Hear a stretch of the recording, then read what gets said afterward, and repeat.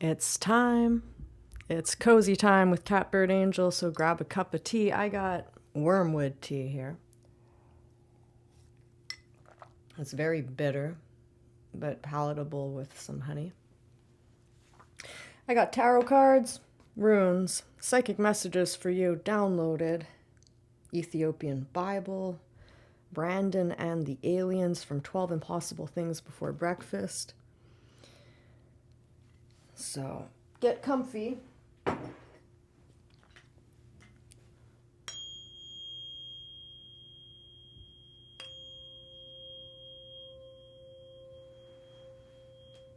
Welcome.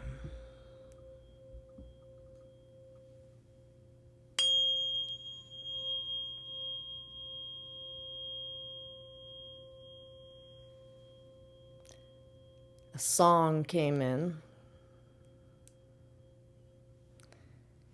very loudly and repetitively, and it hasn't stopped. And there's a lot of messages in this single song.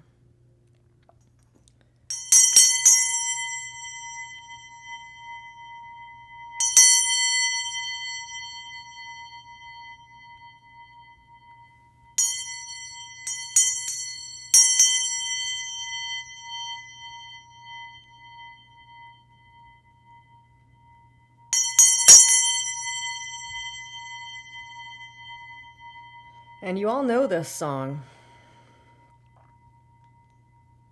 I fly like paper, get high like planes. If you catch me at the border, I got visas in my name. If you come around here, I make 'em all day. I get one done in a second if you wait.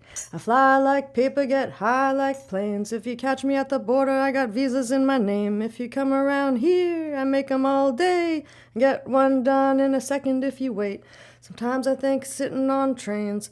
Every stop I get to, I'm clocking that game. Everyone's a winner, we're making our fame. Bonafide hustler, making my name.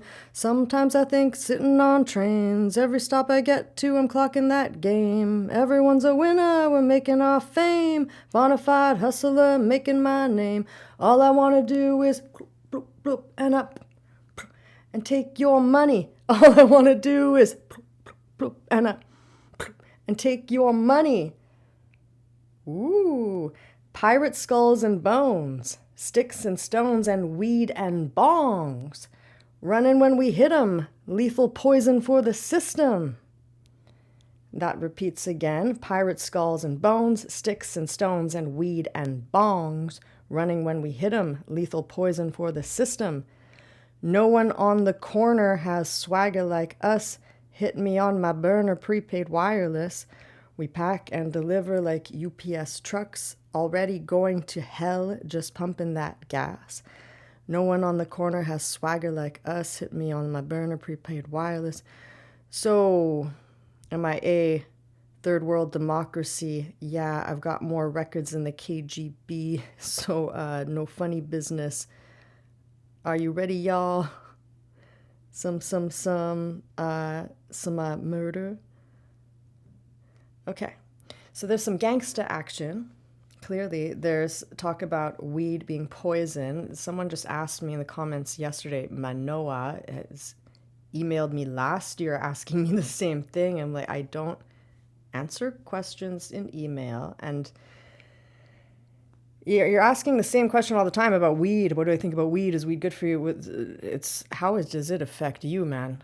Like, you're coming with a paranoid frequency energy, looking for validation. You just stop. Okay, the messages you asked me, and now messages are coming in for me, all like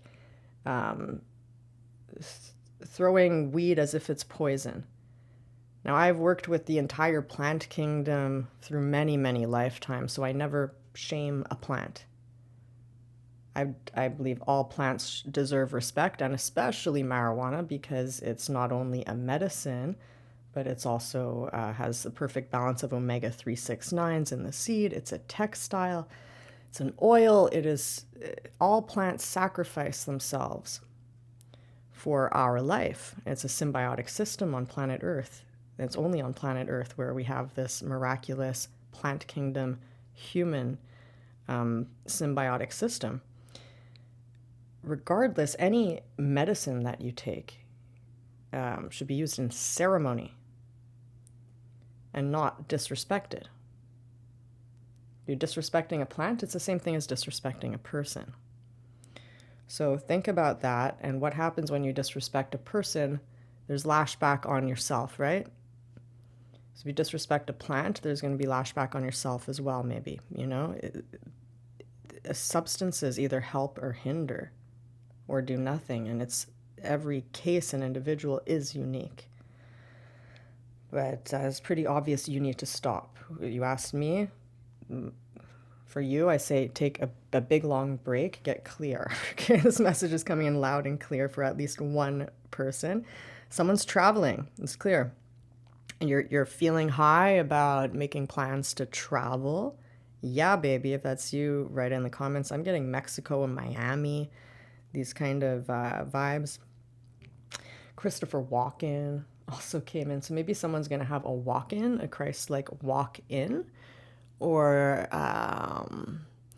the Christ-like people, they be walking, like when Jesus says walk, walk.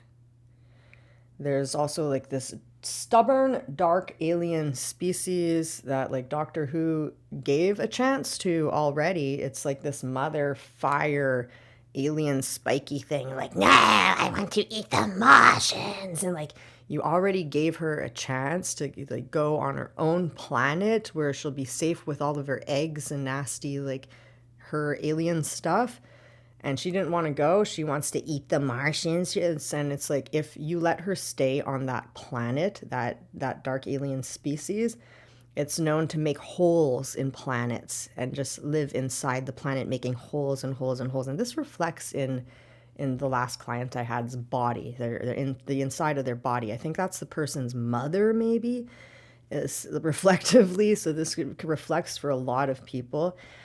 This because it's all archetypal images, right? And whatever the mother is doing, she just keeps making eggs like a parasite. And this is reflecting inside your gut, inside your intestines. And you need to like flush that out. It's like you gave them a chance, and now you got to pull the Doctor Who, you know, I gave you my chance already. It's done. You're gone. Like you have to flush that out of your system, or it's just going to make holes inside of you.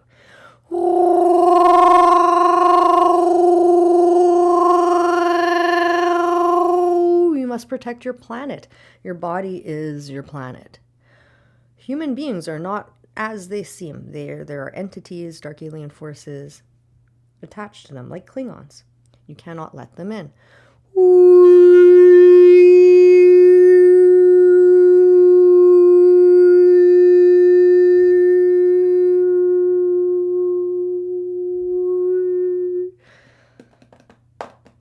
I've been guided to talk in Del Rey. If anybody has a contact for me, let me know. Whoa, whoa, whoa, whoa, whoa, whoa, whoa, whoa. And Miami. Might be performing there soon. Just have a hunch. Or Mexico with a drummer. Something like kabuki.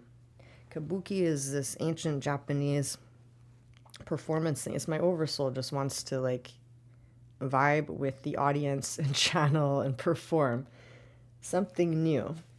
So anyone in Miami, let me know in the comments. Which first, the tarot or Brandon and the aliens? Because we just spoke about aliens.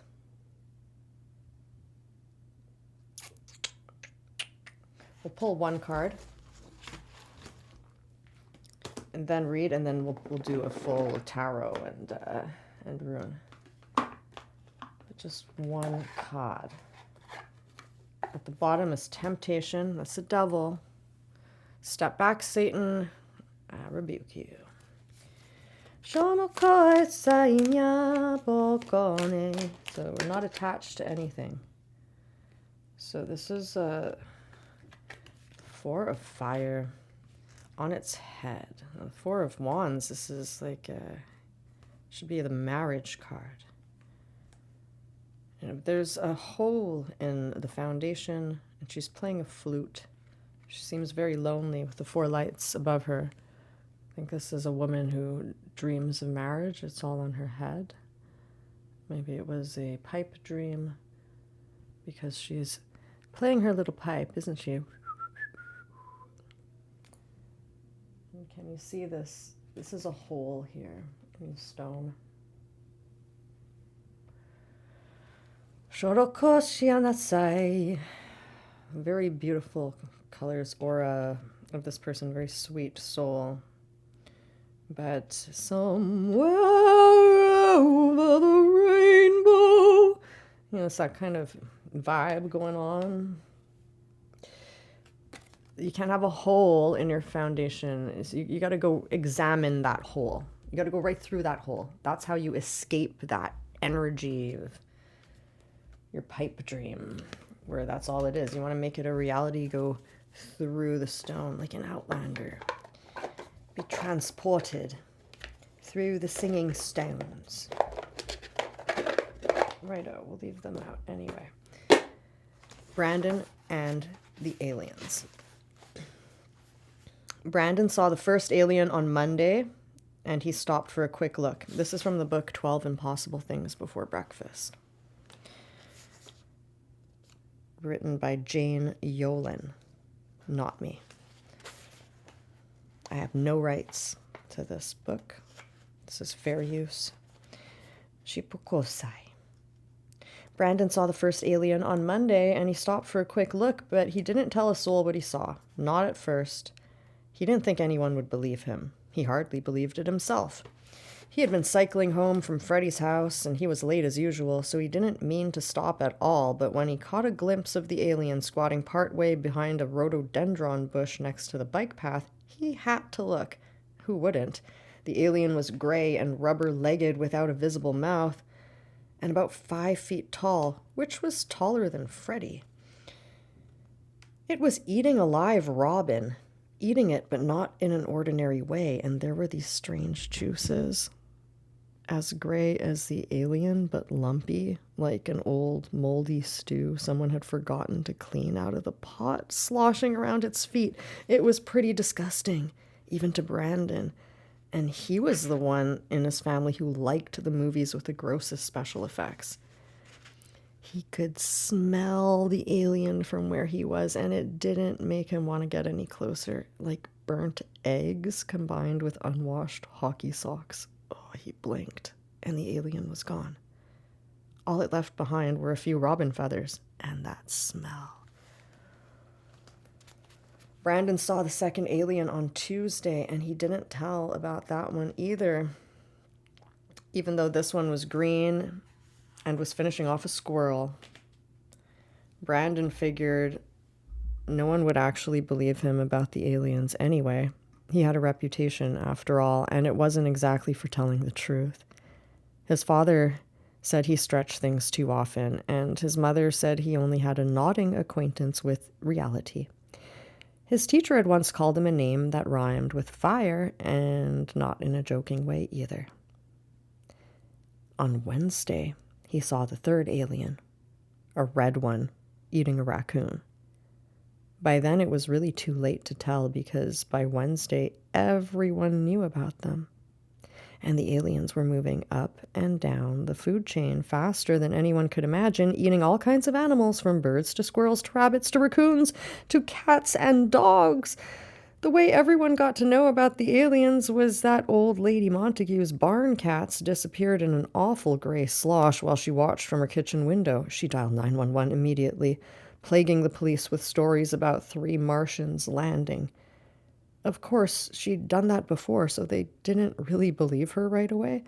But then Colonel Brighton's pit bull, the one that had bitten 3 kids and had to wear a muzzle, was slurped up while the colonel and a neighbor looked on. So this time the police had to listen.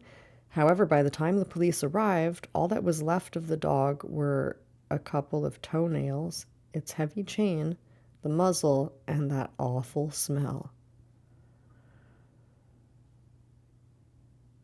Hard Copy sent a reporter to cover the invasion. If you can call 3 aliens an invasion, which of course the reporter did, though only those 3, the gray, the green, and the red, were ever seen. Brandon's science teacher was interviewed, and Captain Covey of the state police was too. Even the mayor said a few words, because it was an election year, though he was cut off mid-sentence by a commercial. But really, all they managed was, "We haven't a clue." A conservative study group blamed Satanists, the D&D After-School Gaming Society, and proponents of the M.I.A, in that order. Everybody was hoping for Oprah or Ricky Lake, and one group of mothers from a nursery playgroup actually put a call in to Montel. All they got was hard copy. Hard copy had no pictures, except of the townspeople talking, because the three creatures didn't seem to stay in any one place long enough, unless you counted the smell they left behind. No one could figure out where they'd be next, and you can't videotape an odor.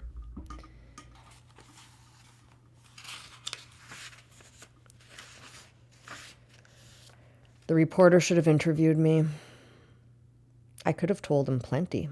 Brandon complained to Freddie over the phone. After all, I saw the aliens first, up close and personal, when they were still working on just the small stuff. But Freddie was mad at him for not having said anything on Monday, so Freddie wasn't quite as sympathetic as he could have been. Brandon knew the grown-ups were really getting scared when Dad drove him and his sister to school, then picked them up after school and drove them home again. He showed them how to use the pellet gun, the fire extinguisher, and the pepper spray. Mom canceled their piano lessons, Brandon's hockey practice, Kathy's ballet class, and the paper. Well, she didn't exactly cancel the paper, but the paper boy refused to deliver anymore. In effect, the entire family was grounded. Heck, the entire town was grounded. And all just because of 3 hungry aliens. How does this relates to those 3 replicator ships in the previous message? Brandon complained to Freddie's answering machine. Freddie and his family weren't answering in person. They had gone for a long visit to Freddie's grandmother, who lived in Miami. Miami comes up again. See how energy works? Isn't that interesting? They weren't coming back till the aliens were gone. At least Miami's aliens are human, the machine said with Freddie's stepdad's voice. By now, the aliens had moved on to horses and cows. CNN came to town and reported that, so it had to be true. Right, because CNN said so. But no one knew why the aliens were there, except as a bold new venture in eating out, going where no aliens had gone before, that kind of stuff. And no one had gotten close enough yet to deal with them directly, since they just ate and ran, leaving behind only their signature odor as a kind of calling card. So the sheriff suggested everyone in town move into shelters until the invasion was over. Until they moved to greener pastures, is what Sheriff Cooper actually said. Greener Pastures was a town in the next county. It was an old joke, only nobody was laughing. No one could figure out how the aliens went from one place to another either. For example, one minute they would all be at the town dump digesting seagulls, the next in the backyard of Dr. Foster's kennels munching on a guinea pig and poodles. Each time the state police arrived, the aliens were already gone somewhere else, eating their way through a herd of Holsteins or an entire Morgan horse farm. In a rural county like ours, the police couldn't possibly stake out all the animals. And everyone who had been near the aliens was too frightened to describe them accurately except for the smell. And of course, now that they had been seen, everyone knew they were aliens. The sheriff called for the National Guard. One farmer had tried unloading a shotgun into the green alien from about 30 paces when it ate his goat herd. The shot bounced off the alien's body, but the farmer got the alien's attention all right, which was not exactly what he was going for. When the guard got there, he was in his car, the doors locked tight, babbling into his CB radio, calling for a stealth bomber and otherwise making no sense whatsoever. There was an odd slime on the outside door handle of the car, and the burnt egg hockey sock smell was everywhere. 5 biologists came from Atlanta and said the slime was probably some kind of stomach acid, though they would have to do some tests to be certain. They set up a lab at the university. Of course, no one was sure the aliens even had stomachs. As we know them, some ET specialists said. The aliens sure didn't have discernible mouths, or at least they didn't have mouths where mouths were supposed to be. This much Brandon knew. But still no one could predict where the aliens were going to be. Only report where they had been. They jaunted from animal to animal like kids at a wedding buffet. Even the scientists were baffled. Brandon had an idea, though, about where the aliens might be found, though his father absolutely refused to believe him or let him call the authorities. When Brandon suggested that, having seen the aliens 3 separate times, he was the town expert on them. His dad gave him the look. The look usually preceded the lecture on making things up, which is what his father said instead of the other L word. Brandon backed down at once.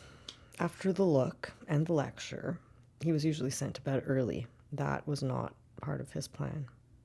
But now Brandon knew that he would have to go it alone without any grown-up help. Me too, Kathy pleaded. You're only 8, Brandon answered. I'm 11. Not till Thursday, Kathy said. That settled it, of course. There's nothing like a kid sister to make a boy do something he has hoped to be talked out of. By then, the aliens will be long gone, Brandon promised her. And he meant it, or at least he hoped he meant it. At least tell me where the aliens are going to be, Kathy begged. On the bike path, Brandon said at last. He had to tell someone. And Freddie was still in Miami. Why the bike path, Kathy asked. Because it's the only place in town they've ever been spotted 3 separate times. So? Little sisters can be a hard sell. Maybe that's where the mothership is. What's a mothership? He sighed. The place where all those mothers come from, he said in a grumbling voice. How do you know they're mothers? Maybe one of them is a father or a baby. He turned away. I'm going to kill Freddie for leaving, he muttered as he pulled on his goalie's gear. As usual, the shin pads gave him a moment's worth of trouble. Then he straightened up and got into the rest of it. If any aliens tried to eat him, they'd need some pretty strong teeth. He tapped the face mask with gloves. Riding his bike, it was going to be hard, especially wearing the cup and skates. And it was hard seeing to the side with the mask, but his gear was almost as good as a suit of armor and about as expensive. He'd taken many a blade to the shin in practice and in games and hardly felt a thing, just a bit of bruising. He doubted any alien could eat him through all that leather and plastic. After all, they had not eaten the muzzle, the dog's tags, the horse's halters, or the reins. Shouldn't you ask Dad if you can go out, especially in your gear? Kathy asked. Don't, Brandon said, going over to her and thumping the top of her head with his glove. Even think about telling anyone what I'm doing. Not even Mom, especially not Mom, he said. Why? Because she'll faint. I've never seen her faint. Not even when I cut my finger and there was blood everywhere and Dad had to sit down. Well, you'll see her faint if you tell her about this. It's a secret between you and me. Like the secrets you have with Freddie? She asked. Only better. She smiled. Only better, she said. By this, he knew she would never tell. She had always been jealous of his secrets with Freddie, which was just as it should be. She was 3 years younger than he was, after all. He and Freddie were 11. Almost. Actually, riding the bike wasn't as difficult as Brandon had feared. The hockey stick across the handlebars was awkward, but he could manage it. He couldn't go very fast, but he wasn't in that much of a hurry. In fact, the farther along he got, the slower he went, and that had nothing to do with either the hockey stick or the skates. To be honest, and though he wasn't always truthful with his parents or his sister or his teacher, he was always honest with himself. He was scared. Not a little scared, a lot scared. After all, these aliens were eating horses and cows, and they polished off Colonel Brighton's awful pit bull without so much of a burp. Of course it had been muzzled, but still. With each street, Brandon's stomach shrank with terror until by the time he got to the bike path that led to Freddy's house, there was nothing left in his belly but a small hard rock. Still, he pedaled on. He was afraid of the aliens, but I'm getting a ringing in my right ear. No fear of aliens. He was afraid of the aliens, but he was even more afraid that if he turned back now, Kathy would tell all her friends at Holly Elementary that he was scared. So even if he were alive at the end of this, he might as well be dead, with 8-year-old girls laughing at him. He was debating this with himself when he turned onto the bike path, and there, squatting over the remains of a rabbit, as if it had just been snacking or having dessert, was one of the aliens. The gray one. This time Brandon didn't look at it from the corner of his eye or through the rhododendron bush. He looked at it full on. It really was gross. Well, gross didn't have to explain it. The alien had shiny, slick, dark gray skin, as if it were constantly wet. Its head, if that was a head, was bulbous, like a giant onion, and it bulged in a funny, awkward places. Its eyes were twin black shrouds without pupils. It had slimy tentacles that flopped about. In fact, Brandon suddenly knew exactly what the alien looked like. A big gray jellyfish, he said out loud. Right, a jellyfish with a shark's skin. The alien didn't seem to notice him. It kept slurping up the rabbit. Until, that is, Brandon dropped his hockey stick and the stick kind of shimmied on the pavement, making a lot of noise. Then the gray alien noticed him big time. It seemed to hunch down on itself, then lifted up with a kind of long sucking sound, a sort of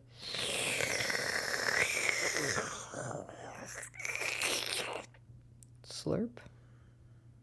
It landed on the hockey stick and stayed there for a moment before deciding that the stick was inedible. Then it turned its black shroud eyes on Brandon. Brandon was so frightened he couldn't move, which probably saved him for the moment.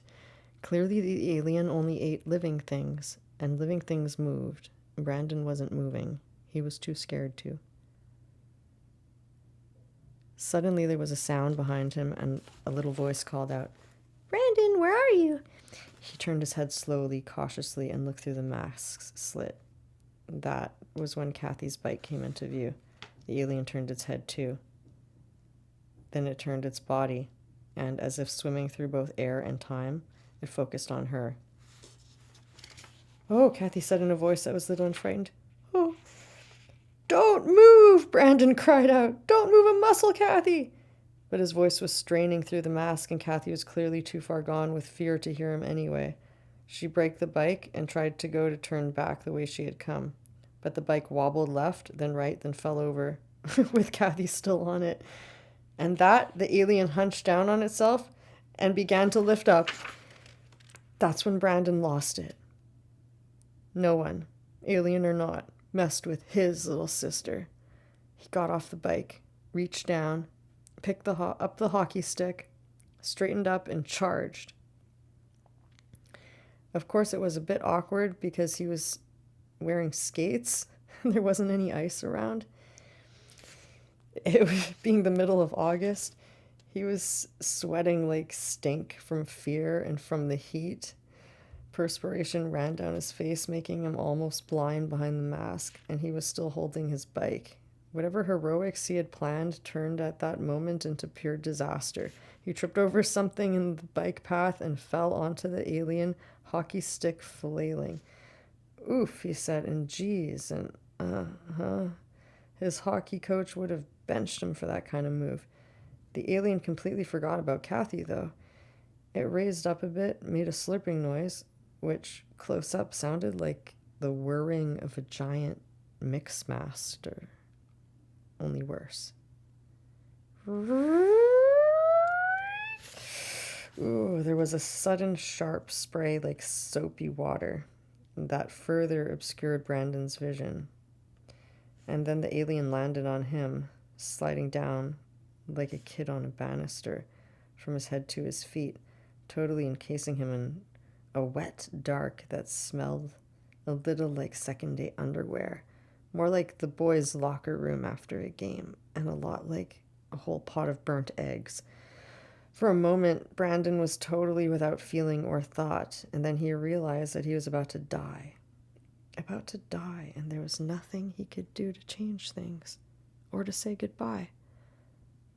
It was going to be messy, ugly, and embarrassing. He was closed up inside the alien, an alien that already devoured birds, squirrels, raccoons, dogs, cats, even horses and cows. Then the alien's entire body shuddered, convulsed, and lifted off, flopping away from him. Brandon realized that he was alive and out in the summer sun again, smelling like throw up and feeling worse. He couldn't see much, for the mask had slipped a bit sideways and he was covered with a variety of substances, none of which he wanted to put a name to. But someone, Kathy, was shouting his name. He turned. He tried to listen. Then he remembered. "Kathy!" he cried. "Get away! Go home! The alien!" He heard a lot of other sounds then. Someone took his mask off. Someone wiped his face. When he opened his eyes to the summer sun, there were his mom and his dad and the fire chief and Captain Covey and Brandon's science teacher. And the CNN reporter was standing on the side, his microphone at the ready, looking happy. On the ground was a gray alien covered with a soapy foam and looking very dead. "I don't get it," Brandon started to say.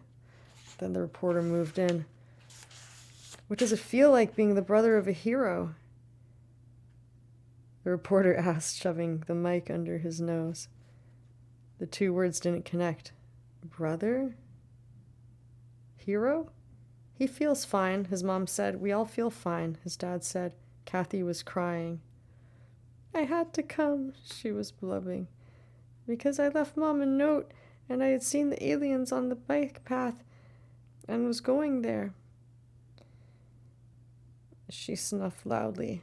"'Cause I promised I wouldn't say you were going. And besides, she'd never have believed you. And she must have told Dad, and he called the police, and then Brandon noticed what Kathy was holding in her hand. A fire extinguisher. The one from behind the kitchen door. The yellow one that Dad had them practice with.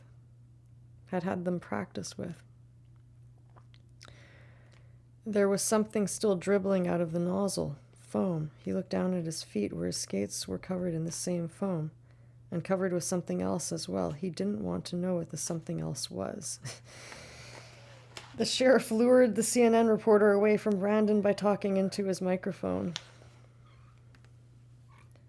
"Like when my mama used to wash my mouth out with soap for saying naughty words," he told 40 million viewers. "That alien didn't like it any more than I did all those years ago. Patooey." He laughed. He had his arm around the reporter, who was looking around for help. "We'll do the same with them other two. Wash their mouths out with soap." "More like an enema," Brandon's mom said. "Myrna," his dad said, but he was laughing. Which is how Brandon knew there was nothing more to worry about, not even ruining his hockey gear, which cost $398 new. Nothing at all. Except he suddenly thought with growing horror, as the TV cameras continued to roll, all the kids at school who would laugh and laugh at him because he'd been rescued by an 8-year-old. He knew then with absolute certainty that it would have been better if he had been eaten by an alien. The gray, or the green, or the red. Much better, all things considered. Okay. So I guess this story is highlighting maybe some viewers or someone you know who the man who really wants to be a hero, and he definitely doesn't want anyone to know that the girl is actually saving him. And this has been coming up a lot as well. And also he's worried, he's just a child, he's still worried about the cost of the costume, the gear. It's been coming in a lot to share that it's tricky. The whole masculine female courting process has been in deception. We've spoken about this before. And Gene Key 19, The Future of Humanity, that segment. How to be real in relationship. And the thing is, men receive so much help and assistance just from our energy. Just from having our attention. Just from picking up the phone. Just from saying you look good today. Men receive so much. Because naturally their vibration is lower than a woman's. Now I'm not talking about sick females who are in a really bad space. I'm talking about just basics. Women are way up here, like our voices are higher. And men are closer to the ground, much more grounded. Whoa, whoa, whoa, whoa. There's different harmonics. And men are fire, women are water. So a lot of men have not moved through their anger yet. They have repressed anger, and they have almost like an odor to them where it's not a smell, but women will feel and sense this weight. And so a man often starts the courting process with just wanting like an exchange. And a lot of women are resistant at the beginning just to have that exchange, and the men don't know why. And you might be a great guy and everything, but the initial throw off that women give is, well, for the same reason men usually do the numbers game, and just any girl's attention will do. And for women, it's no, not any guy's attention will do. It's like a lot of women would rather be alone. And men need to accept that. And that's why women are in their masculine, working, being their own protector, provider, because they would rather be alone than be with a guy that drags them down.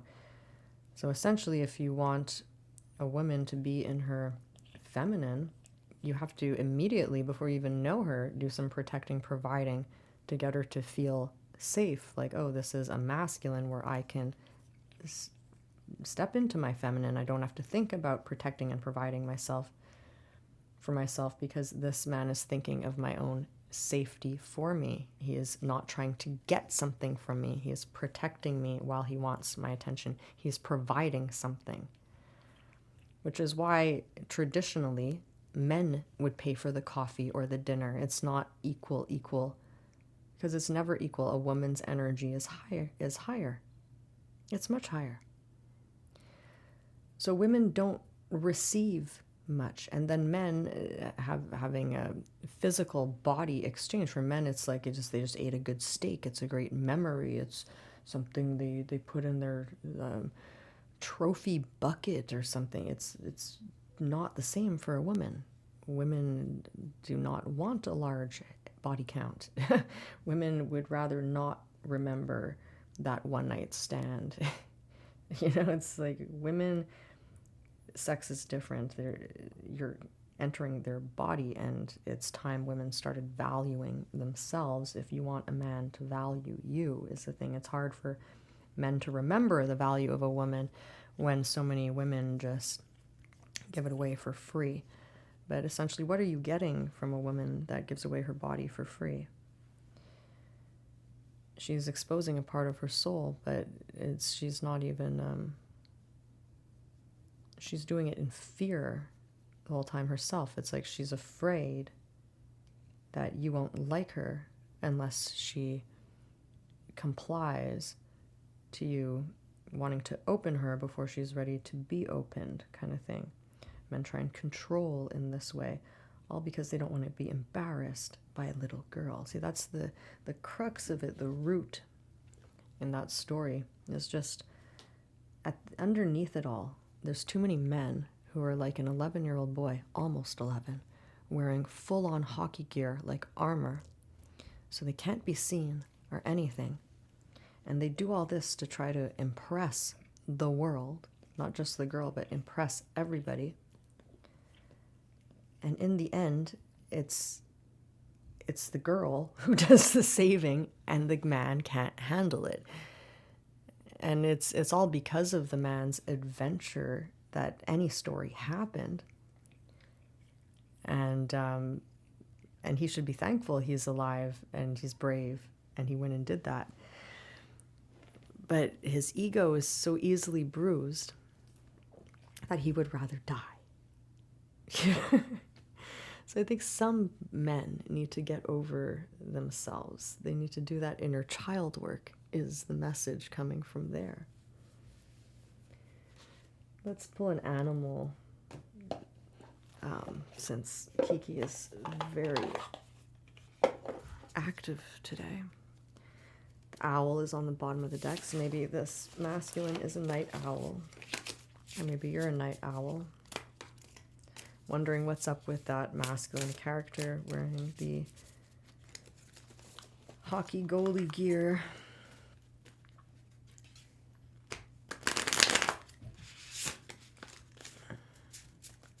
Shopo no kaetsai te otoe, naripin ya kaitsei, chorati ya ko atai ai. Splitting it at the firefly and the tarantula. Uko teipa na kayatso. Shopo no kaitse. Be careful. Sono toratsani. Shanei. Oh. Oppo. Shitsyoko no teritse. There's that bunny rabbit energy again. On his head. Yeah, that's the masculine. So the masculine's on his head, man. He's living in fear. Man, whoever this is, you got to get out of that fear, because that's how the bunny rabbit traps himself and self-sabotages. He just imagines the worst. Well, what if a big hawk scoops me up? And then he creates that reality by envisioning the worst. So, you know, recognize there are dangers everywhere, as always, but don't think about them so much that you create them. And it's like you give the demons an idea if you're talking about demons. It's like you're calling them in. Even religious items, you know, at the holiest place on earth, the wall, the Wailing Wall, when you visit it, there's a sign that says, holy items not permitted. Because holy items themselves draw the attention of the whole Samael Klippa complex. It's a construct, it's a complex, it's the creating that contrast, darkness on earth. Sea serpent, da-da-da-da-da-da-da. Boom, boom, boom, boom, boom. I think we pulled these energies before. Right, this is wonderful. The sea serpent, I believe, is the feminine. Orokoratai peotso no ai eo. Shobakia natsai. Healing emotional wounds, expressing desires. The sea serpent represents the energy of expression, whether it's emotions, creativity, sensuality, or desire. The sea serpent helps us move and direct our energy into a healthy current. When the essence of this card is in balance, we express ourselves creatively and sexually without fear or shame. We know that what we desire most. Our hearts are at ease and our relationships are meaningful and enduring. We loosen the grip of self-judgment, and we let the cool waters of forgiveness in to heal our wounds. when the energy of the sea serpent is not yet activated, our emotions and creativity are left in the muddy waters. See, this is why men are attracted to women. You want to activate what the woman has activated inside of her. That's what the man desires out of the woman truly. It's deeper than sex. They want the emotions and creativity. They want to feel free to express. So if you haven't activated the divine feminine within yourself as a man, your emotions and creativity are left in the muddy waters. The current of expression stagnates in some area of our lives, and in other places it floods. It's important to remember, no matter what the waters of our emotional lives look like, the sea serpent loves us just the same. Like a mother, she wraps herself around us in a gesture of protection. She supports us as we learn to express our true natures. This also speaks of the second chakra, Svadhisthana chakra. Svadhisthana, located deep within the pelvic bowl. Poruchinya pokoatsainya potai.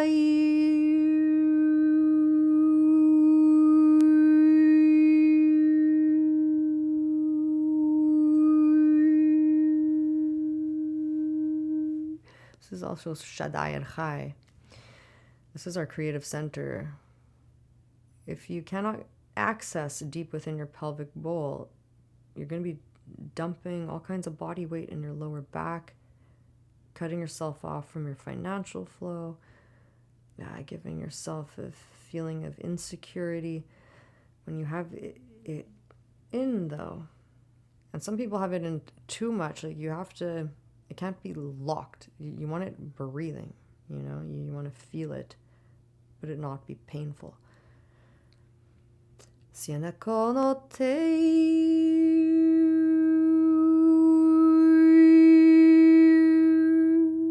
as our center of creativity and desire and associated with a water element.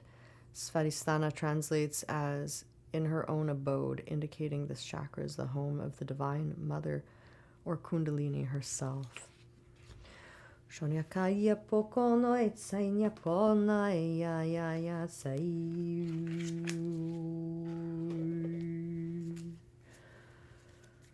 Before we continue more tarot, dolphin jumping out.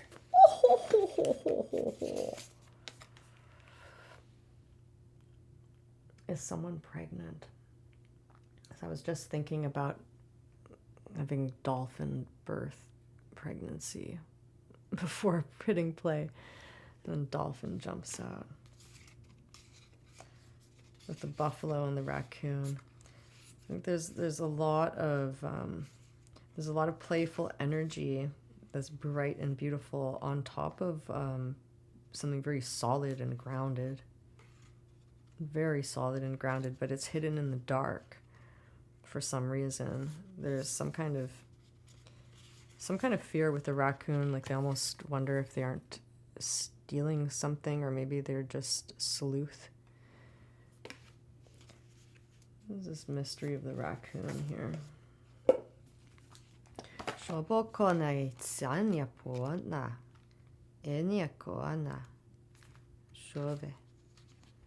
Talented, shadowy, and hiding. Maybe there's a competition. Make new work. I read New York. You might have a friend in New York that are a new friend about to yoke with. The yew tree has been coming up a lot too. Yew tree makes me think of New York. New York, metaphysically, it's something new and something big. It's taking a bite out of that apple, that temptation.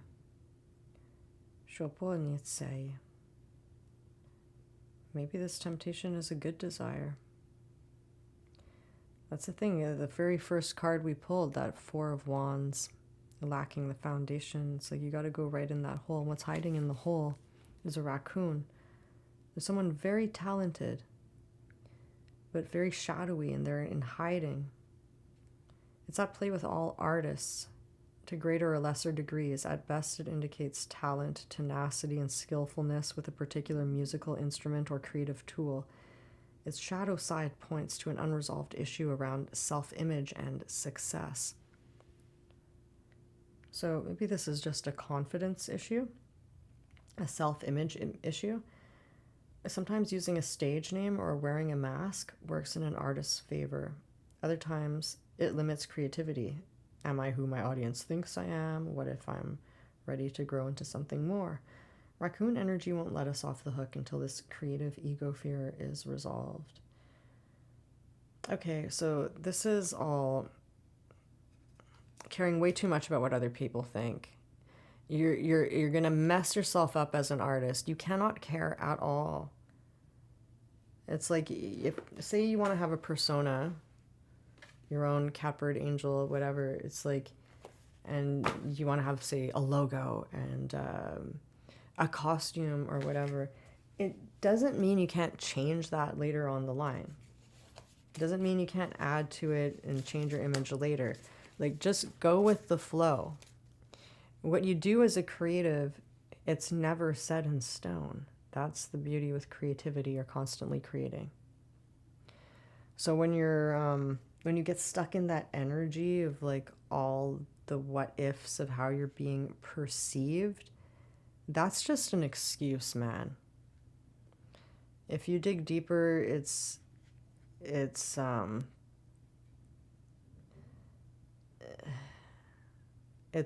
not anybody else.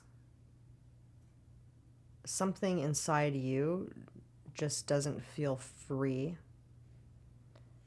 to say I'm doing it. It's validation.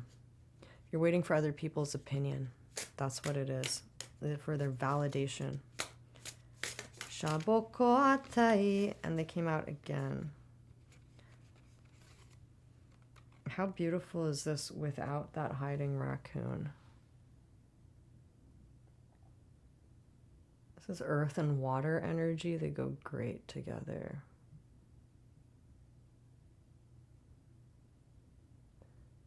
So great together.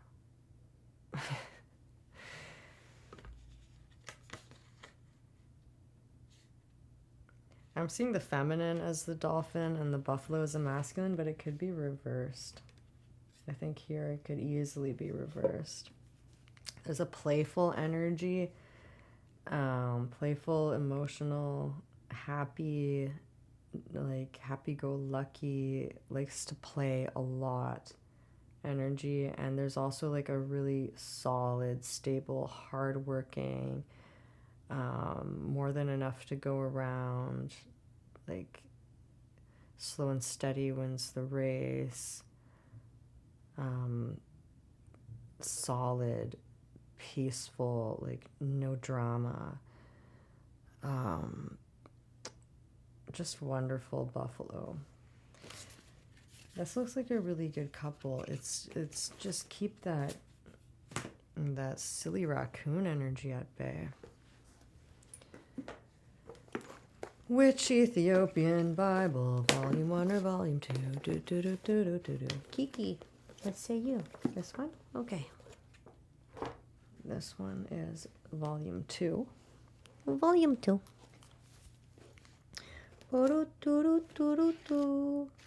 Kiki, want to come on camera again? No? Not enough room? Oh, 44. This must be for the 144. So the book of Jeremiah, Ethiopian Bible, Volume 2. Get a sip of tea.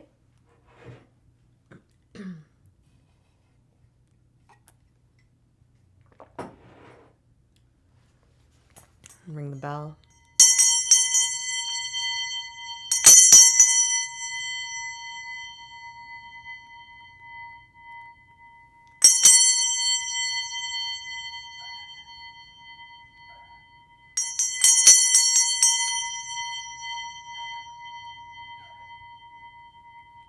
That's right, Kiki. We're reading the Bible.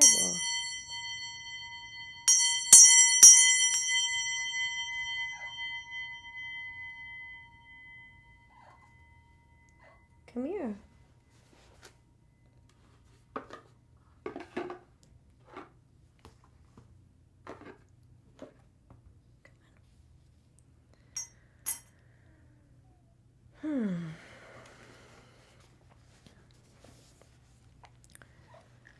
The word came to Jeremiah.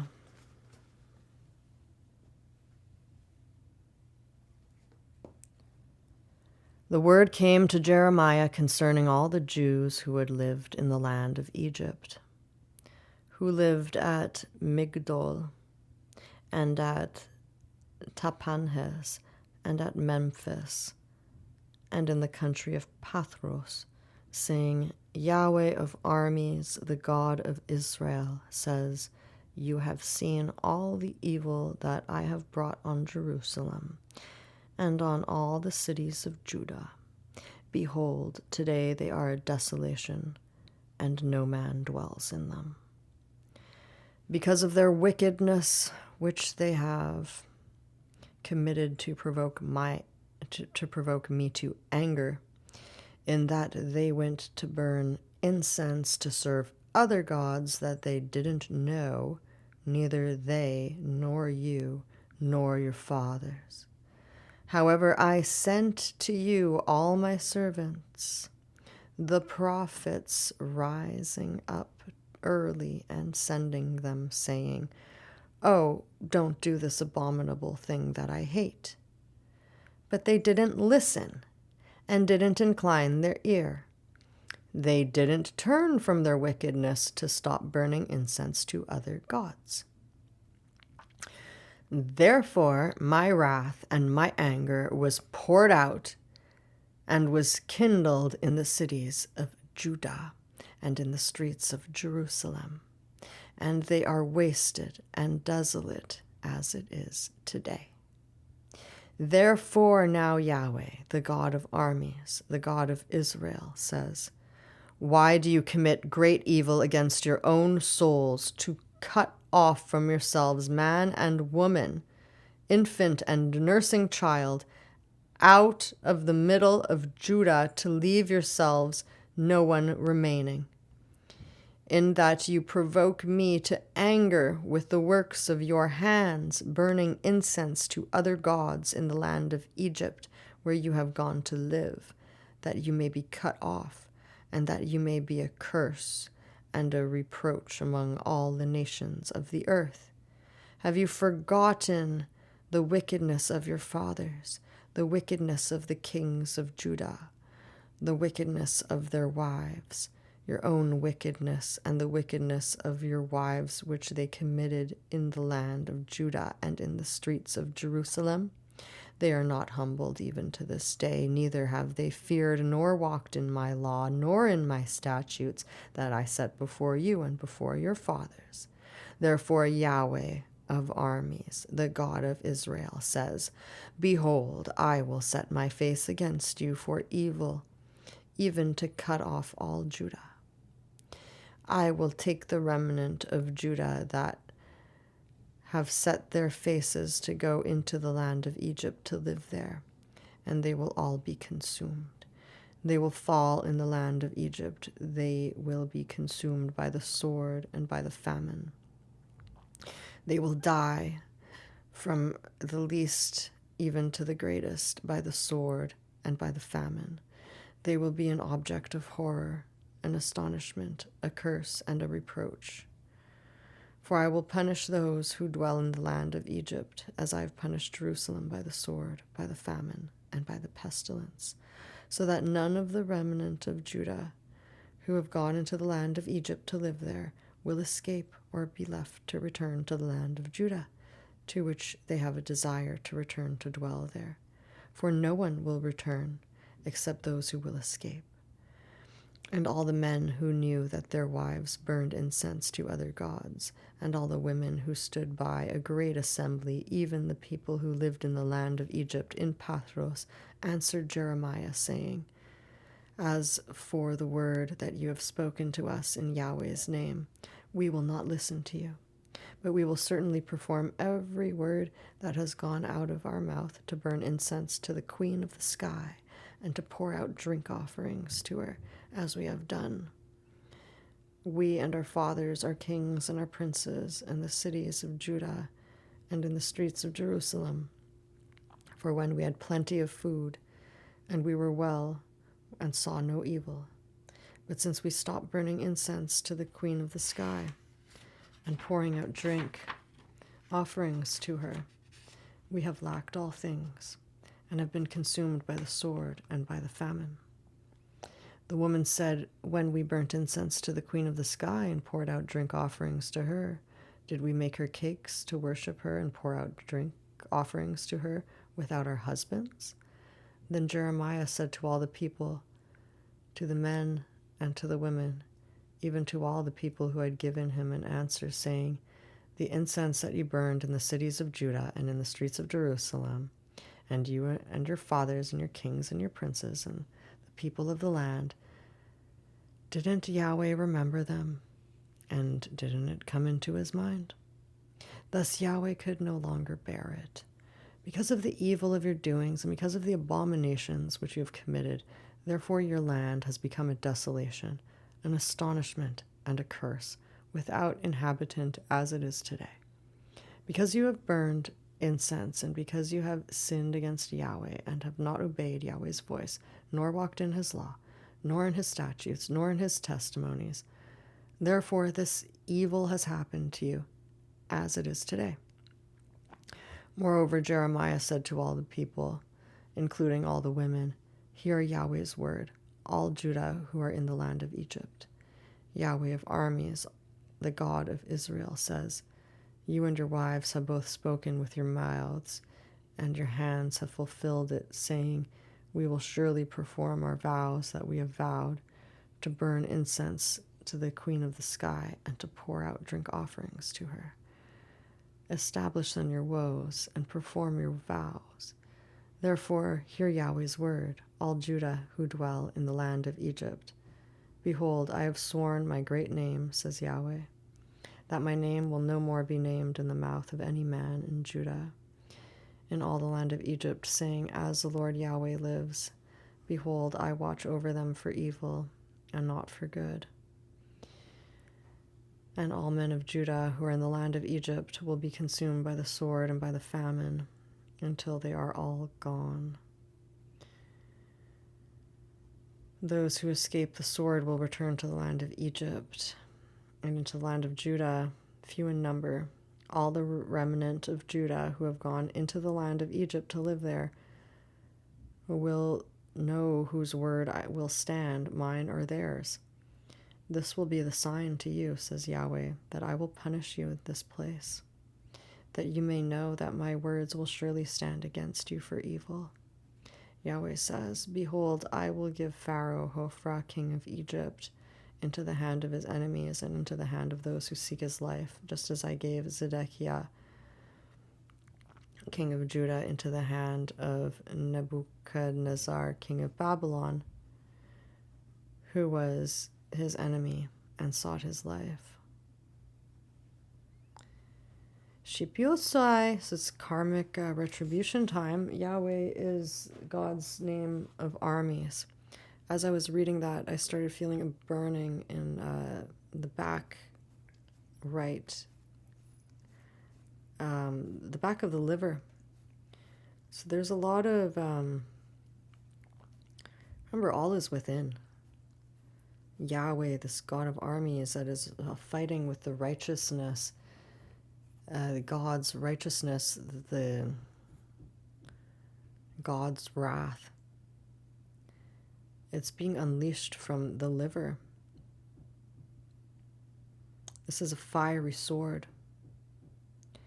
This is Brandon, the name of the story that we read, Brandon and the Aliens. Brandon means a fiery sword on a broom hill. Or broom hill, fiery sword, maker. På kese på.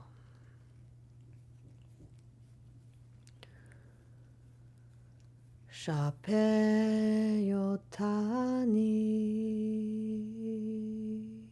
yaoi.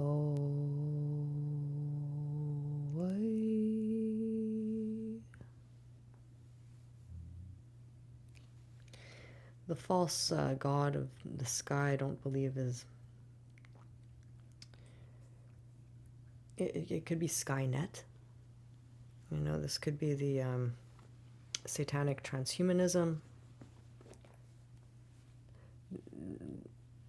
Because there's no worship of a false god. When you're in Christian virtues, you're not doing any black magic. You're just in reverence for nature. I mean, there's nothing to worry about. Don't get worried about God's wrath when you're not pissing off God. God doesn't like it when you manipulate others. Don't do any stupid spell casting. And you should be safe. You know, just keep everything to reverence, celebration, devotion to the Most High. What is this, Love Bites? Shokopo aitsai no. Hey.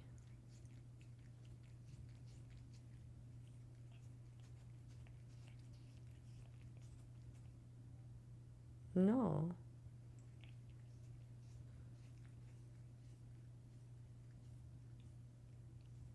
Do not bite the hand that feeds you, please. Especially if you want food. Yeah, you understood that, huh? I believe animals are understanding human language more recently. I saw a video of was it a cow? Using a tool. Like, it was the first time anybody's seen a cow like lift up a stick to like scratch its own back with. Communication,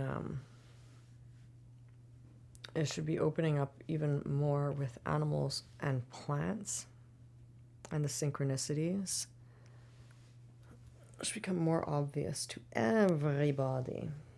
Now let's pull a rune.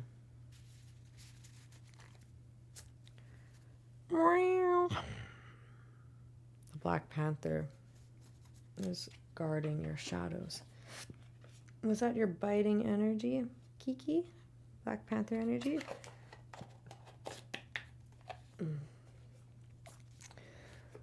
Shovokai.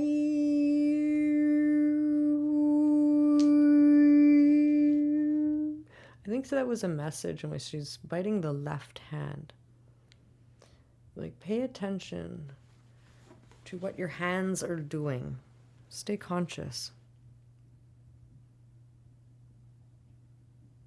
You put the tips of your fingers together. It balances the hemisphere of your brain. Just sit quietly like that.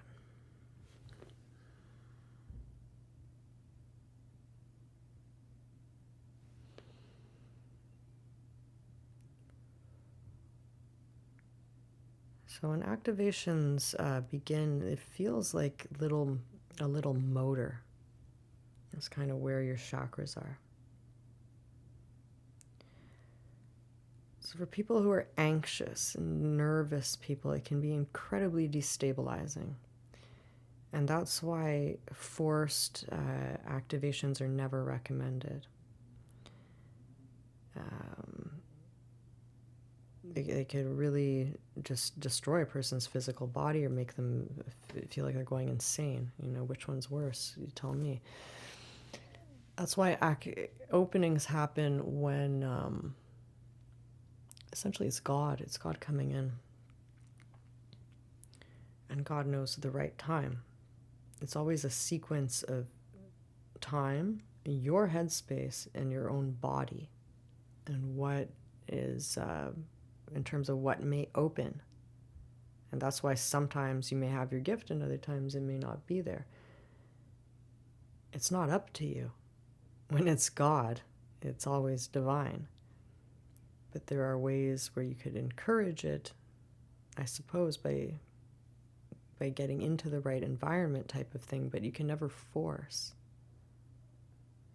And when you start encouraging all the time, it leaves a lack of respect for what it all is. Essentially, it's every action, big or small, in life is a divine intervention. Because everything moves together, and this is the law of one, right? It's one world breathing like this. Truth is singular. It's one word. And with one word, we're all spoken. And then things can separate and become different and coalesce and mute and in and out, and it's all moving. It's like a dance, and sometimes we're together, sometimes we're far apart, have nothing to do with each other, so we don't see how it's all one. Sometimes we're way out here, nah, not together, but then next year over here, okay, gotta have some connection. And it's this infolding and outfolding in this perfect synchronous breathing game of musical chairs where it seems so incredibly complicated. How can I possibly get in there and know what to do? And that's what's holding a lot of people back. Because what if I do something wrong? There's so many safeties in the system that's impossible to do anything wrong, because you'll get corrected, redirected. You'll get in another time loop or something before you can actually end up to where you're supposed to be. And that's why the best work you can do is internal work. To open, to prepare, to take in more light. So remember, your purpose here is just to create love bubbles, to elevate your frequency. So you have a gift, some unique talent, ability that only you have. Everybody does. Everybody has this unique gift that they have, but it's not your purpose. Don't waste your gift thinking that you have to use it in a certain way when it's your gift to do with as you please. And the best thing you can do if you have the gift, your purpose would be whatever it is that supports that gift. Like, say, my gift is sacrifice. It's not my purpose. If I thought sacrifice was my purpose, I would have been dead a long time ago. And that's how I pretty much did the ego death so many times over and over again. It's like, what is going on? Sacrifice, it's something physical. So the purpose is actually my physicality. My whole purpose in life is to stay healthy. It's not to take on the diseases of others. My purpose in life is to stay healthy. My gift is sacrifice. I seem to have this gift where I take in things, transmute, release. That's not my purpose. My purpose is to stay healthy. There's a huge difference. And so you might have to rearrange some big small thing in your head like that, where you were just seeing things in a certain way, where you were self-sabotaging and killing yourself, thinking that you were meant to do that because it's your gift and you had to do that, but it's just killing you. No, that's obviously not your purpose. Your purpose is what supports that gift. So it's taking care of yourself, essentially. It's always your temple. Your temple is nowhere outside of yourself. Your temple is your physical body.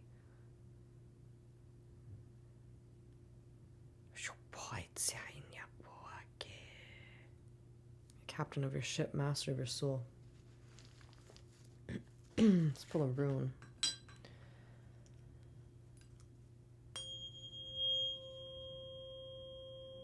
This is 528 hertz.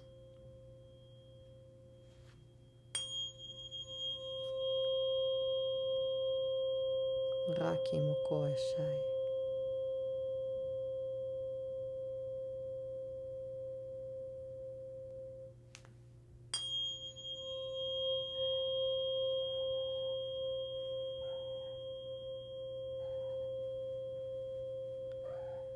Reiki-ing through the microphone with the miracle tone.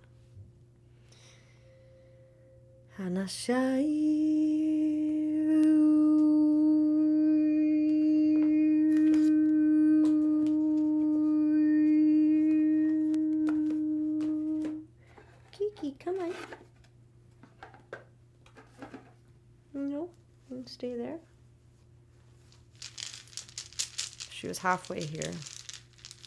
Stopped ringing the tuning fork. She turned back.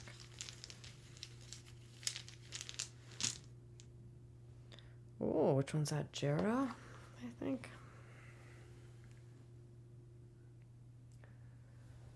So there's like two pieces. Shimuko no aikia ni yo. Jera. The 13th rune. Harvest, fertile season, 1 year. It's been a year. It's been a year of harvesting. A rune of beneficial outcomes. Jera applies to any activity or endeavor to which you are committed. Be aware, however, that no quick results can be expected. A span of time is usually involved, hence the key words 1 year, symbolizing a full cycle before reaping the harvest or deliverance. You have prepared the ground and planted the seed. Now you must cultivate with care. To those whose labor has a long season, a long coming to term, Jera offers encouragement of success. Know that the outcome is in the keeping of providence, and continue to persevere. Remember the old story about the farmer who was so eager to assist his crops that he went out at night and tugged on the new shoots. There is no way to push the river. Equally, you cannot hasten the harvest.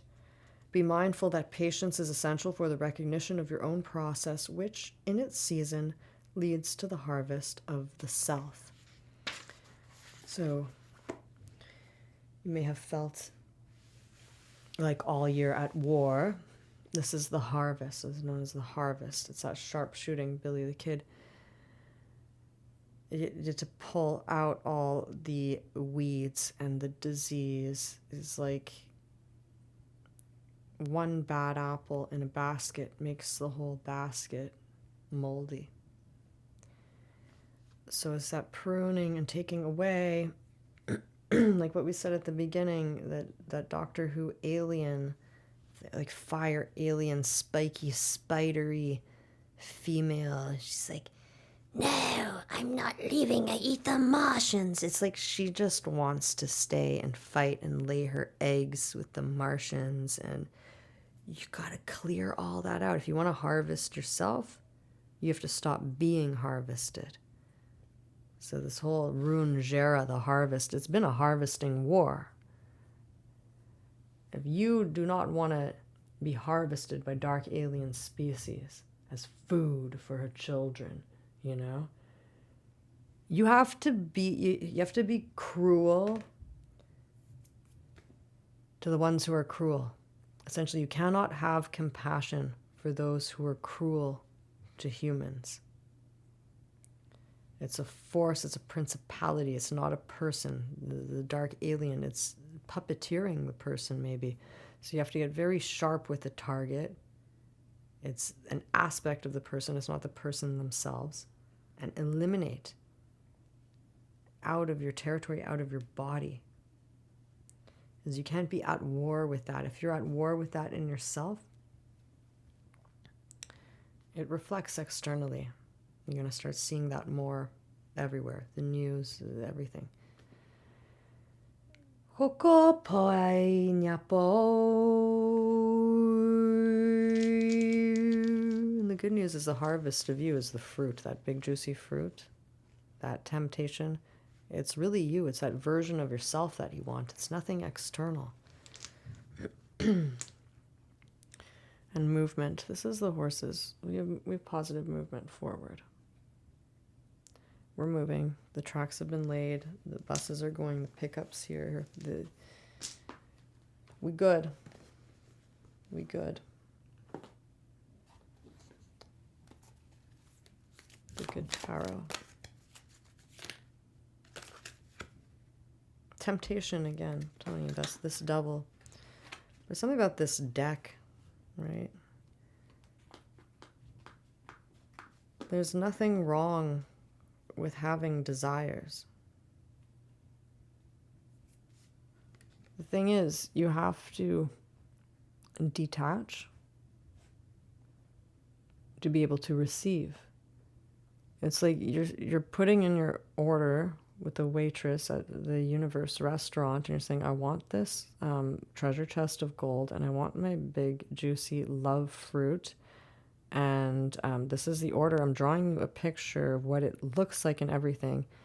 And it's like you can't even give your order to the waitress because you're holding on to your picture so much that you have to give it to the waitress so that she takes it to the chef, so that they prepare it, so that they bring you back your picture of feeling of what you want. You can't hold on to it the entire time. You have to have some trust to let it go so that it comes back to you. So again, that's the only thing blocking you is yourself. You got to do the code 14 properly to not fall into the 15 of the devil. The code 14 is like, okay, you're going to be so attached to this that you want this. I'm just going to move out of the way, and boom, disappears. That like, I would rather die than be so attached to anything. You have to have that kind of attitude. Like, that is not a life. It is not a life to live waiting in vain somewhere over the rainbow, like for decades. It's not a life. To just constantly be in that desire. You have to let the desire go and expect to receive it and continue walking. Jesus said walk until you walk. You just get up and walk. You got to start walking, have movement. Let your brain be emptied of everything but the present moment, so that what you put into that wish vortex, that desire vortex of yours, can come back to you in a perfectly divine timing moment. So atenia po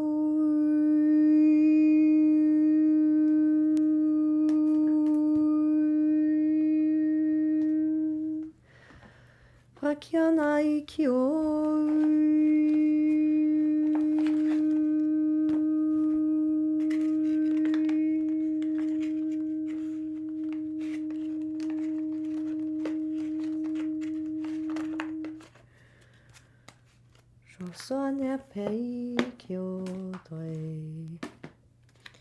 We have the dragon deck. Kiki. Kiki is in deep meditation. She's probably dreaming. She knows I'm talking about her, I think. Soy.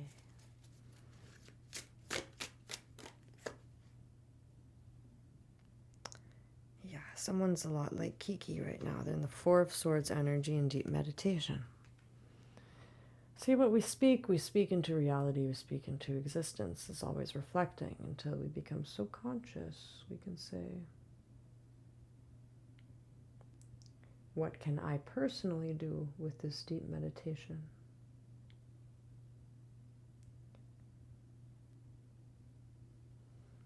You could just stay in the void, see what comes to you, or you can steer it by using a single word.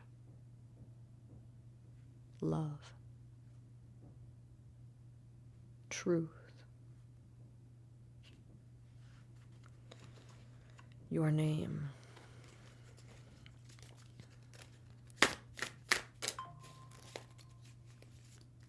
Whatever it may be. Balls and nets have been coming in a lot. Take it as you will. The Lovers. There's that earth and water again. This couple, I think this is the same dolphin and buffalo, but here it's 2 dragons and 2 cranes and 2 koi fish. It's just lovely.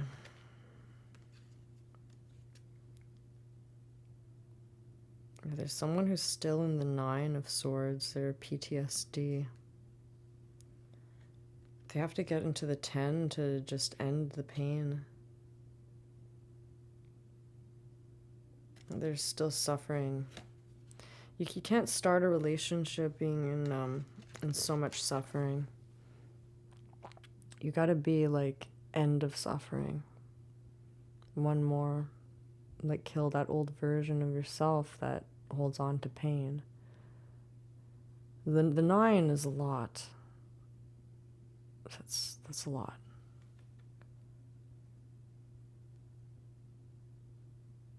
That's a lot of friggin' pain. That's like a group attack.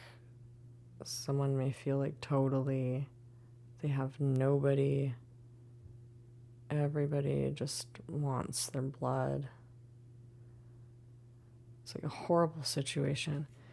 And it's hard to accept. See how the dragon is covering his eyes? The dragon really just has to see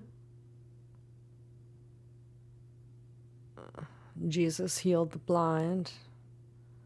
Just imagine Jesus putting his hands on your eyes and saying, you can see now. You got to accept. It's hard. Green Tara will help you accept also the lessons of the ego. Yeah, all these people that maybe were supposed to be your friends and maybe supposed to protect you, they all just want to cut you.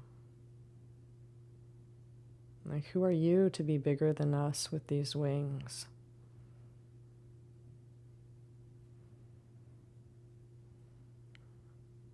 Or, oh, you say you're a dragon? Prove it. If you're a dragon, if I stick this sword in you, it won't hurt. Something sad like that. You really have to accept that those people never loved you. They never knew who you were. You're a different species. They hurt you, but because they thought you were a threat, because you're just like 10 times their size. And that's why you had to have 1, 2, 3, 4, 5, 6, 7, 8 of them on you at once, because you're that strong. And now you're totally destroyed and in pain. I can feel you.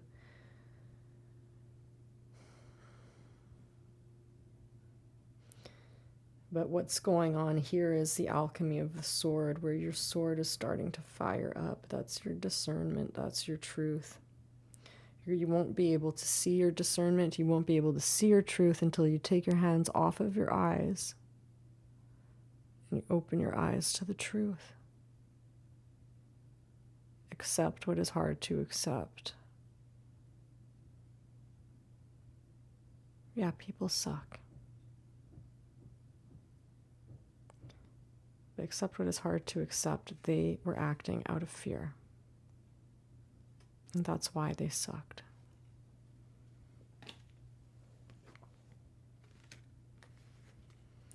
In the end, a star is born.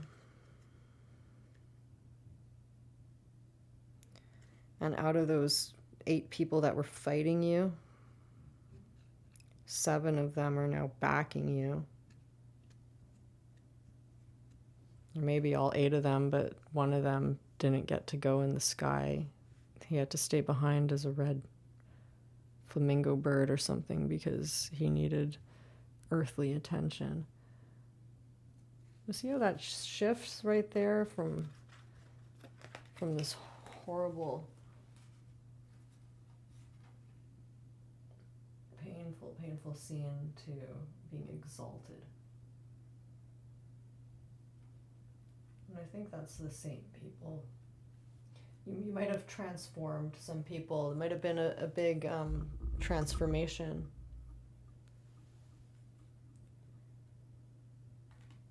If you sparked their dragon and let them know that they could be dragons too. Most of them rose with you. But it's not always like that. You know, it could be other friends. But look, it's darkest before dawn. But you're missing, you know, one sword. This is a 9 of swords. I think you don't need any more pain. Like, you don't need to walk into another painful situation to get that 10 of swords. You just need to open your eyes and see your sword of discernment. It's going to hurt you a little bit more than you're already hurting, but it's going to put you over the edge to have that alchemical transformation where you transmute that pain into self-love, into rebirth. And when you do that, you're going to be a star. You're going to be famous on some level, even if it's just internally. You are the star of your own show. It's if you that's you've never had that before, like a main character moment your whole life you've been living for other people. That is huge. For other people, this could mean you're becoming famous. You know, maybe you're a musician. Maybe you book some concerts. You book some shows. Maybe your YouTube channel is taken off. You're just having this massive glow up. You're not just aiming for the stars. All your friends are there and you're being taken up.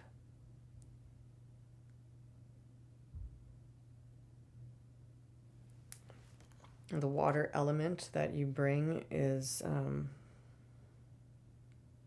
it's very wanted. It's very shimmery. So there's a lot of sea serpent energy of the dragon realms. My voice is starting to crack, so I'll leave you here. Don't forget to drop an emoji in the comments. Let me know you're here. This channel is for you. Wouldn't exist without you. Help it keep relevant in the algorithm. Please click like, leave an emoji, subscribe, hit the notification bell. So much love. Remember, you are loved. You are made of love. You are loved. Anything else is an illusion. You have all the power. When things suck, just take a nap. Wake up, breathe, have some food.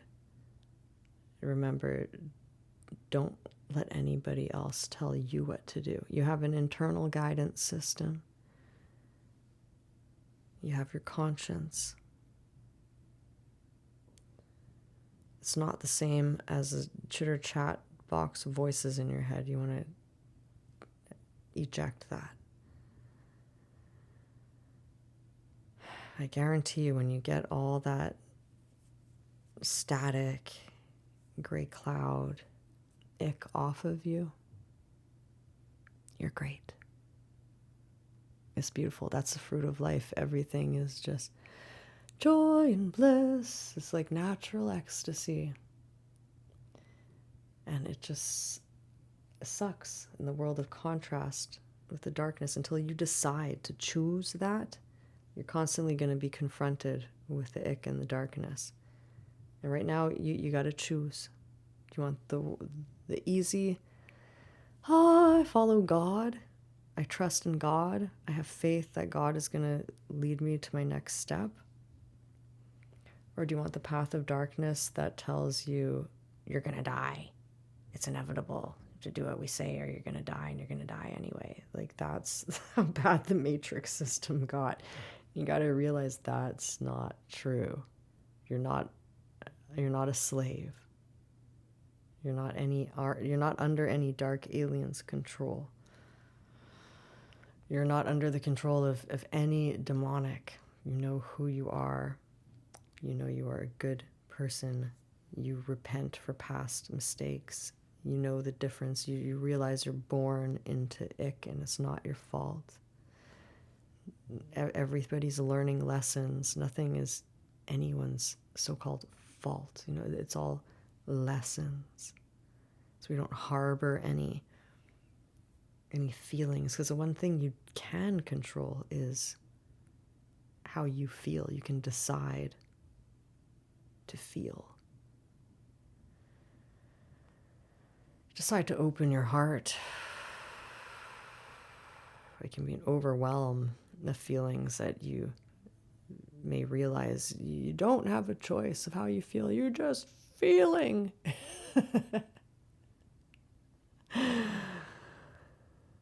But that kind of feeling where your heart is exploded, isn't it great you're alive? Even when it's that apex epitome of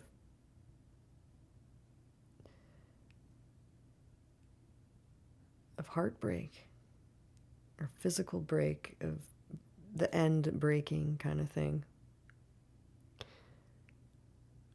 When your heart explodes, isn't it obvious how stupid all that other shit is? It's like all that matters is your heart. What your heart is saying, what your heart is pulling you towards. But that is your compass dial. You gotta feel. Condense it tight, but really feel it. That creates a centrifugal force to start turning. And it's not just one way, you turn in both ways to really make the centrifugal force. But you have to fully accept that energy, that emotion. You can't reject it, you have to accept it to make it happen. And crush it with love. All that pain love. And your soul is going to tell you right away what you cannot live with anymore, or what you absolutely do need, or you're going to die. You know, it's that whole life or death thing. What your soul, it's like, are you going to live as a zombie? That's what I mean by live or die. Is it any kind of life to live sick and in bad health? Is that any kind of life? When your heart is expanded and all that exists is feeling,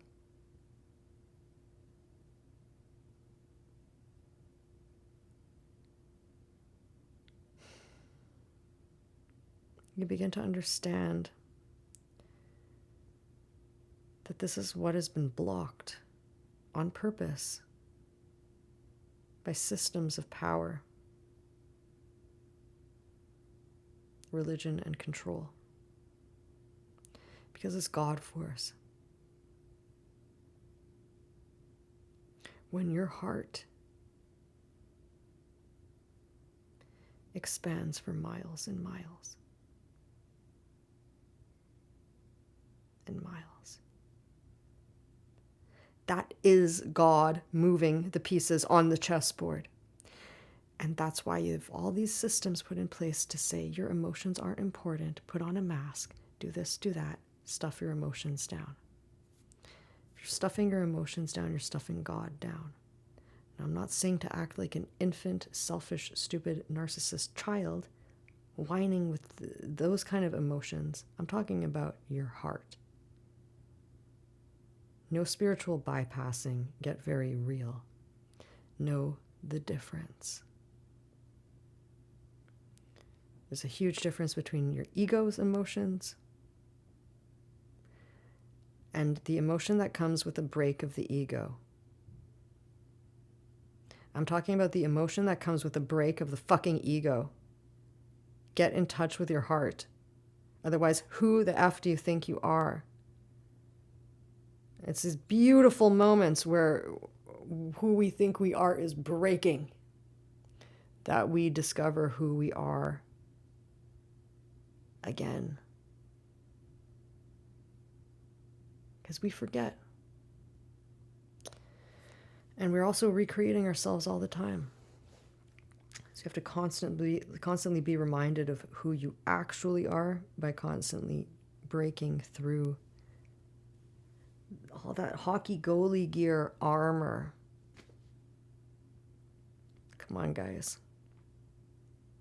You can feel, you can do it. That's why you're attracted to women, women's channels, women who are feeling, a lot of male watchers, but you're still trying to stuff down your emotions. You don't even realize what it is exactly why you're attracted to these women who are feeling their emotions. It's because you know, deep down, you know you're supposed to be feeling your emotions too.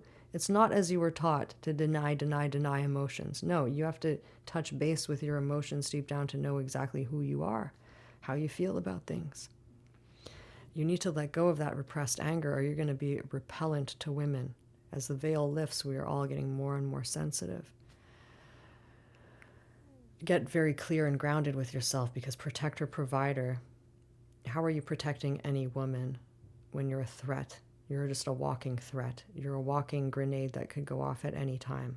You're not protecting anyone. If you want to be a protector, provider, you got to be clear in yourself and not be a walking threat to everyone around you. Bring the woman flowers for the first date. Provide something of value. Open the door. Provide. Make her feel like a woman if you want a woman. Women do need men so that we can be women. Otherwise, women are going to be in their masculine. That's just how it is. We have to protect and provide for ourselves if a man isn't doing that for us. And when it comes to very strong women, don't go for a woman that is stronger than you if you want a woman in her feminine.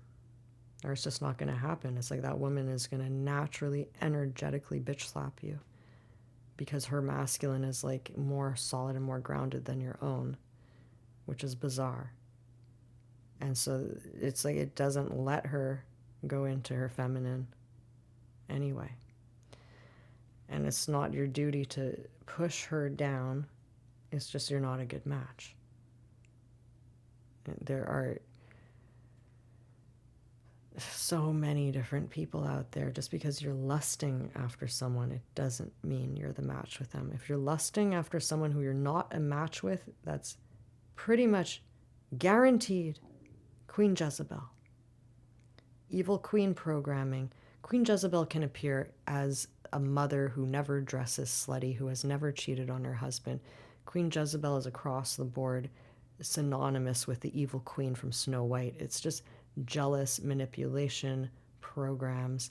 I don't give anything unless I receive. These people who do not give freely are not with God.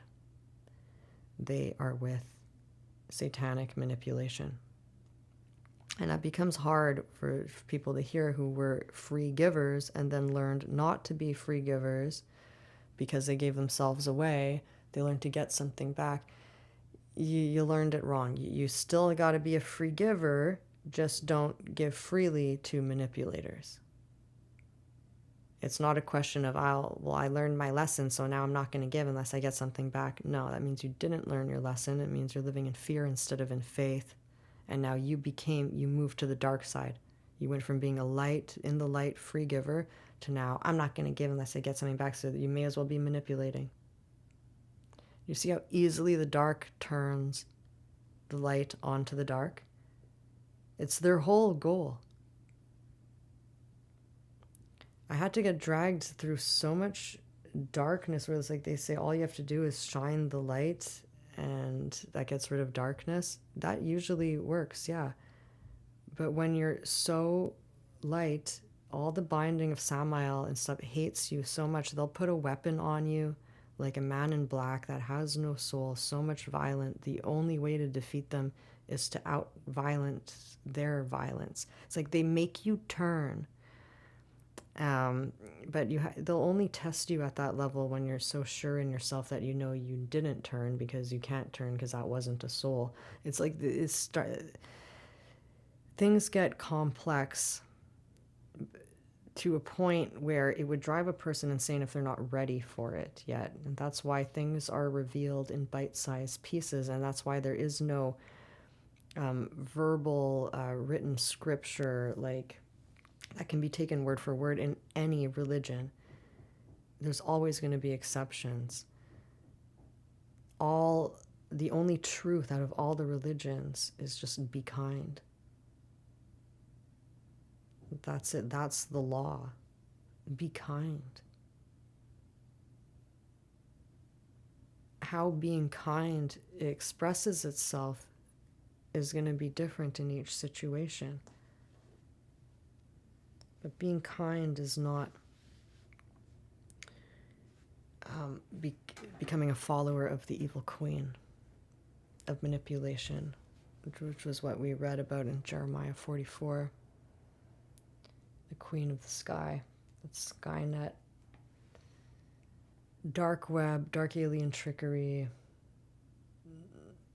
wanting to fight with Mars, and it's all along the war frequency of Yahweh, God of armies. And Yahweh will beat that for sure. So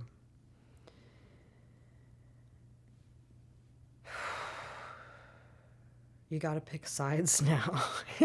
It's the times. Be well.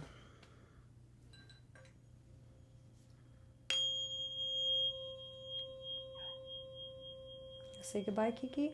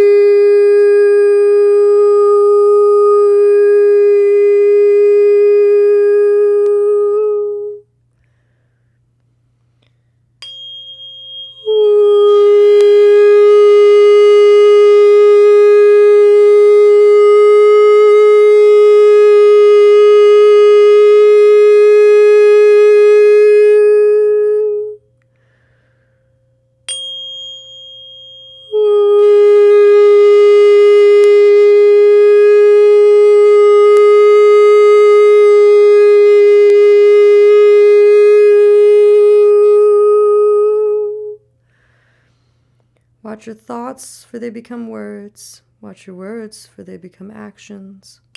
Watch your actions, for they become habits. Watch your habits, for they become your personality. Watch your personality, for it becomes your destiny. Rock on.